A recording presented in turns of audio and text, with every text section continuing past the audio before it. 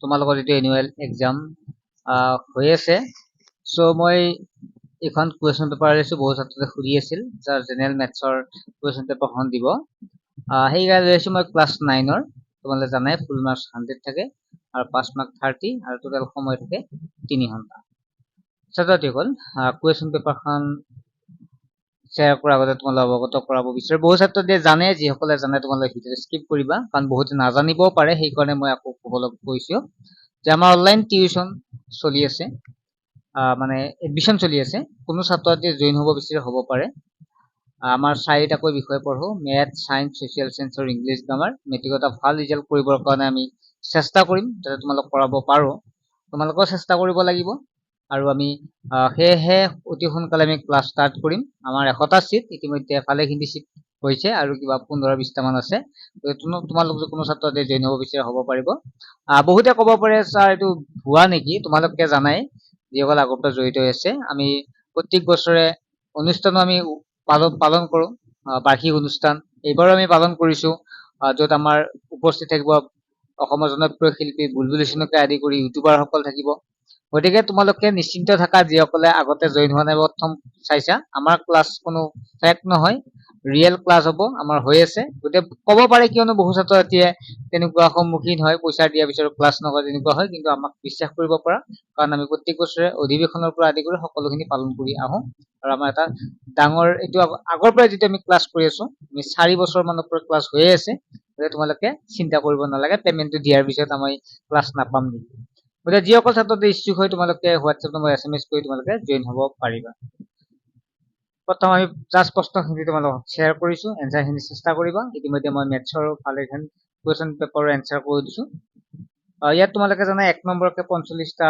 MCQ থাকে প্ৰথম প্ৰশ্নটো হৈছে দুটা সহমৌলিক সংখ্যাৰ সাধাৰণ উৎপাদক হ'ব কোনটো হ'ব ইয়াৰ শুদ্ধ উত্তৰ খুদিছে 3.523 ভগ্নাংশৰ আকাৰ হ'ব তলৰ কোনটো শুদ্ধ 3 আৰু 4 মাজত তিনিটা পৰিমেয় সংখ্যা হ'ব পৰিমেয় সংখ্যাৰ দশমিক বিস্তৃতি হ'ব ইয়াত কোনটো হ'ব শুদ্ধ উত্তৰ তোমালোকে খুদিছে ৰুচিৰ বহুপদটোৰ মাত্ৰা হ'ব একমাত্ৰা বহুপদ কাক বোলে এইবিলাক একেবাৰে সহজ আছে দেই যিসকল আমাৰ ক্লাছত জড়িত হৈ আছিলা তোমালোকে এইবিলাক ধুনীয়াকৈ কৰিব পাৰিবা px বহুপদৰ বাবে p-1 আৰু p2 দুইটা শূন্য সমান হলে px ৰ কিমান হ'ব এইবিলাক 1 মিনিটো সময় নালাগে কৰিবৰ কাৰণে x-1 বহুপদটোৰ বহুপদ কেইটাৰ উৎপাদক হয় তেন্তে এৰ মানবোৰক ঊৰ্ধ্বক্ৰমত সজোৱা গতিকে কি হ'ব ইয়াত তোমালোকে জানা যদি x-1 তলৰ বহুপদ কেইটাৰ উৎপাদক তেন্তে এৰ মানবোৰ ঊৰ্ধ্বক্ৰমত সজোৱা আছিল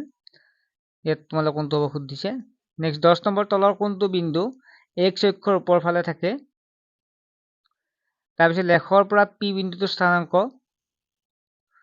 y = x/5 - 1/2 দুটা ৰৈখিক সমীকৰণ px + qy + r = 0 আহিত প্ৰকাশ কৰা হ'ল তলৰ কোনটো শুদ্ধ তলৰ কোন কেইটা ৰৈখিক সমীকৰণ বুজায় নেক্সট 14 নম্বৰ কিমানটা ৰৈখিক সমীকৰণ x = 1 y = 4 ৰে সিদ্ধ কৰিব 15 নম্বৰ প্ৰশ্নটোত চোৱা তোমালোকে কি দিয়া আছে তলৰ সমীকৰণৰ কোনটোৰ লেখ মূল বিন্দুৰ মাজেৰে যাব যদি এংগল a আৰু 100 ডিগ্ৰী এজোৰ ৰৈখিক জুৰীয়া কোণ হয় তেন্তে এংগল a ৰ মান হ'ব এটা ত্ৰিভুজৰ কোন কেইটাৰ অনুপাত 2:3:4 হলে কোন কেইটাৰ মান ক্ৰমে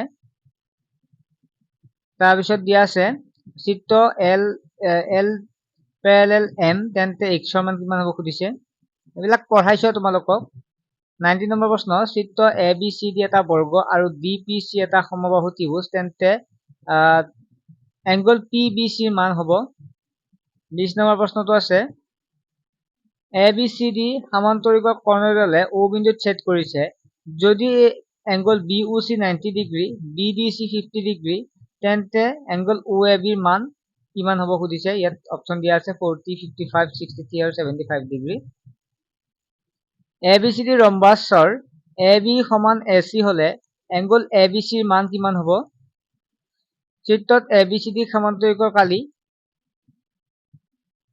তাৰ 23 নম্বৰটো তেনেকুৱা দিয়া আছে তোমালোকে চোৱা 24 নম্বৰটো তিনিটা একেৰেখীয়া নোহোৱা বিন্দুৰ মাজে একেটা বৃত্ত আঁকিব পাৰি 25 নম্বৰ যদি A B আৰু C এটা ত্ৰিভুজৰ বাহু আৰু s = অৰ্ধ পৰিসীমা হয় তেন্তে s ৰ মান কিমান?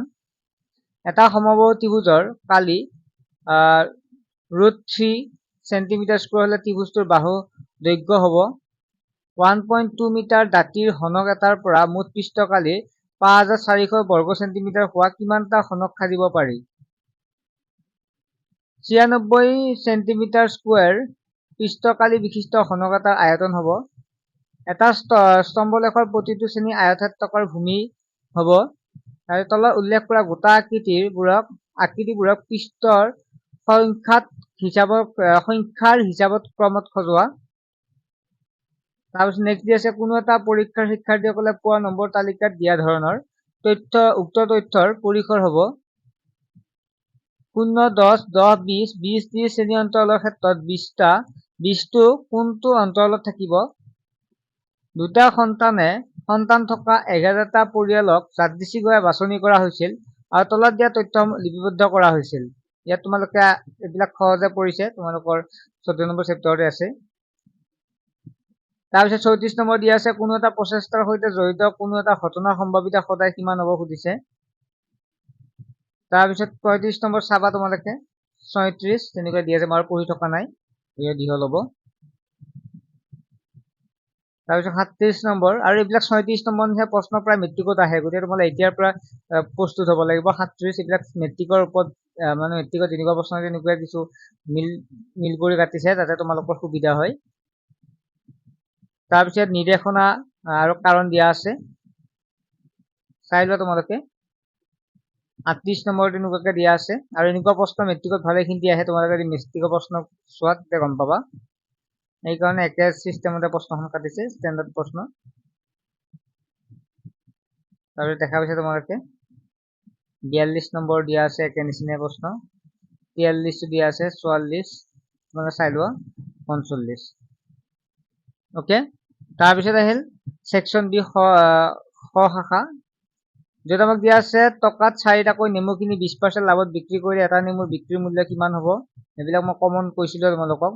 P/QR প্ৰকাশ কৰা 4x³ - 2x² - 3 2x² - 1 ভাগ কৰিলে পোৱা ভাগফল আৰু ভাগশেষ নিৰ্ণয় কৰা। তাৰপিছত ইয়াত দিয়া আছে তোমালোকে চিত্ৰটো চোৱা, একেবাৰে সহজ চিত্ৰ এইবিলাক। তাৰপিছত 50 নম্বৰ চোৱা। তাৰপিছত 51 নম্বৰ ইয়াত 3 নম্বৰীয়া প্ৰশ্ন। 52 নম্বৰ ৰুধিৰ অৱস্থান নিৰূপণ কৰিব দিছে। 53, 54 দিয়া আছে। 55 নাইবা দিয়া আছে, তোমালোকে নাইবাটো লিখিব পাৰা। 56 দিয়া আছে প্ৰমাণ কৰা যে চক্ৰীয় সমান্তৰিক এটা আয়ত। 57 দিয়া আছে। 58 প্ৰশ্নটো তোমালোকে নিজে পঢ়ি চোৱা, মই জাষ্ট শ্বেয়াৰ কৰি দিছো আৰু প্ৰশ্নখন দীঘলীয়া হয়। 59 নম্বৰ প্ৰশ্ন দিয়া আছে, তোমালোকে চোৱা।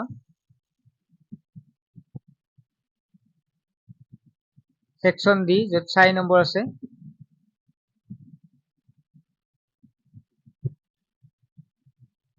গ্ৰাফ দিয়া আছে, তাৰপিছত তোমালোকে প্ৰশ্ন কিছুমান সুধিব। গ্ৰাফখন মই আকৌ এবাৰ তোমালোকক দেখাই দিছো আৰু গ্ৰুপত বাৰু মই তোমালোকক দিয়ে দিম প্ৰশ্নখন। 60 নম্বৰ প্ৰশ্ন দিয়া আছে। প্ৰশ্ন এটা সুধিছে চোৱা, প্ৰশ্ন তোমালোকে চাবা, দুইটা মিডিয়ামৰ ছাত্ৰ-ছাত্ৰী দুইটাতে দিয়া আছে। 61 নম্বৰ প্ৰশ্ন দিয়া আছে তোমালোকৰ আৰু ইন্টাৰনেল এছেছমেন্ট 10 নম্বৰ থাকে, জানাই তোমালোকে।